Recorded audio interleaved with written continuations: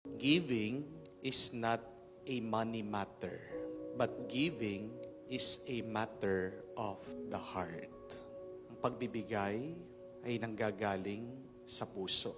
Nagbibigay ang tao hindi dahil may laman ang kanyang bulsa, pero nagbibigay ang tao dahil sa kung anong laman ng kanyang puso. Napakarami nating alam, hindi po ba? Ang yayaman nila, ang daming pera, pero bakit hindi makapagbigay? Because it is not about an issue of money, of wealth. Hindi naman yan tungkol sa kayamanan. Tungkol yan sa nangyayari sa kalooban ng tao.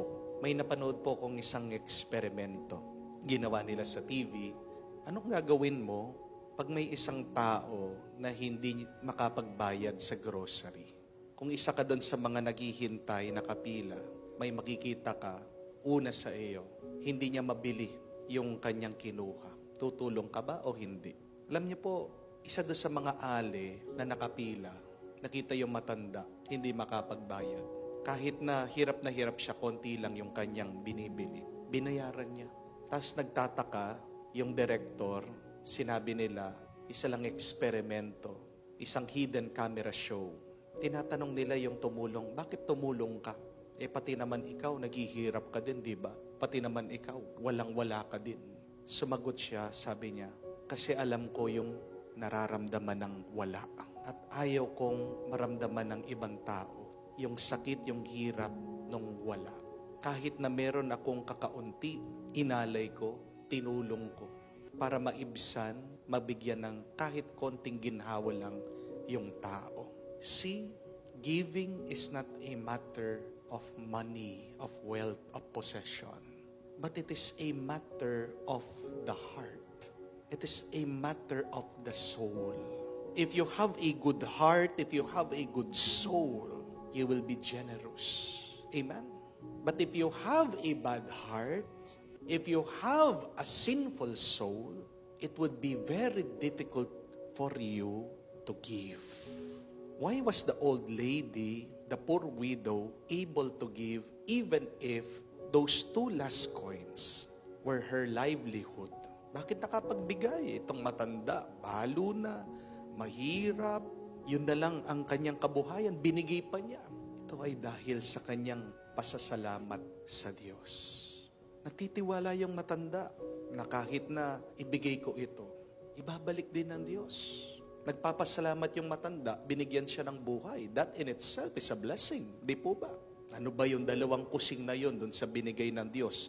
Na buhay sa kanya, humihinga siya. Wala naman yun dun sa pera eh.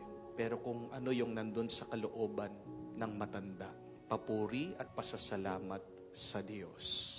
Magandang pagkakataon po ito. Suriin natin ang ating puso't kalooban.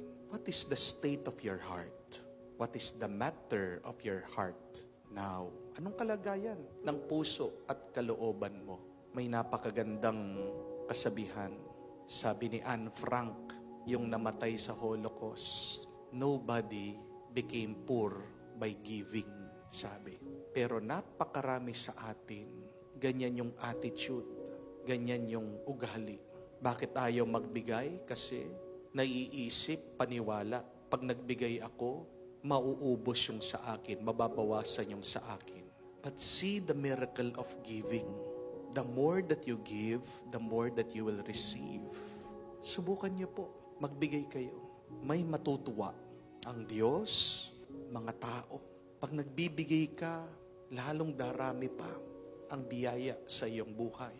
See how blessed you are. Tignan mo, napakapalad mo, napakaraming biyaya na binigay ng Diyos sa iyo. Yan nga ang kasabihan do not raise the standard of your living, but raise the standard of your giving. Ganyan tayo Pag meron tayo, ang inuuna natin, paano ko kaya papagandahin ang aking buhay? Pero hindi ganyan. Napaanyaya ng Diyos sa atin. Raise your standard of giving. Pag binigyan ka daw ng Diyos, wag mong itaas ang bakod ng bahay mo. Dapat nga, gawin mo pang mas malapad ang hapagkainan nyo. Di po ba? Kasi wala nang ibang pinakamasaya yung may kasama kang kumakain. May kasama ka sa buhay na ito. Aanuhin mo lahat ng kayamanan, karangyaan, kapangyarihan kung mamamatay ka mag-isa. At hindi po ba, yun yung impyerno.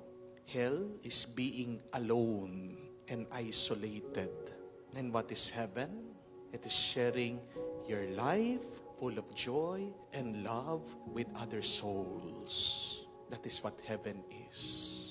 Kaya nga, itong matandang babae, kahit na wala siyang pera, masaya siya. Kasi alam niya, yung kanyang kaluluwa, kaisa ng Diyos. Tignan natin, tignan mo, suriin mo, kumusta ang iyong puso? Kumusta ang iyong kalooban? Kumusta ang iyong kaluluwa? What is the state of your heart? Anong kalagayan ng iyong puso?